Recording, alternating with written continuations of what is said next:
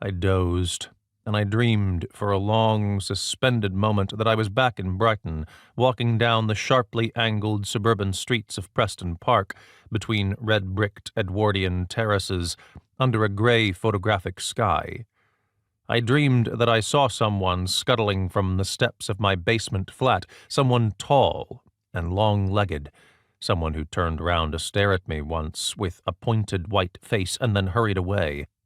"The long red-legged scissor man," somebody whispered in my ear. "He's real." I tried to run after him, but somehow he had managed to make his way into the park behind the high cast-iron railings.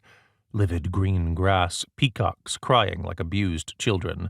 All I could do was run parallel to him on the other side of the railings, hoping that he would still be in sight when I eventually came to a gate. My breath sounded thunderous. My feet slapped clownish on the tarmac path. I saw inflated faces bobbing past me, white balloons with human smiles. I heard a scratching, scuffling noise, too, as if a dog were following close behind me, its claws clicking on the path.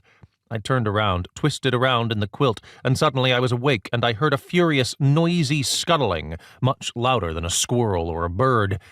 I struggled free from the quilt and sat up in bed. It had been a hot night, and my sheets were wrinkled and soaked. I heard one more faint, hesitant scratch, and then silence. I picked up my watch from the nightstand. It wasn't luminous, but there was enough light in the room now to see that it was 5:05. Jesus.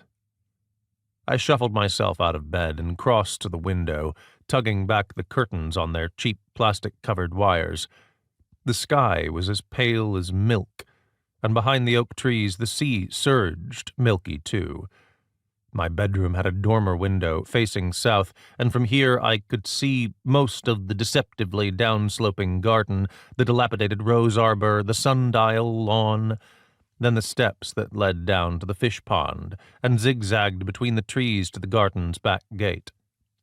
From the back gate, Danny had already discovered that it was only a steep, short walk behind a row of snug little cottages with boxes of geraniums on every windowsill, and you were suddenly out on the seafront.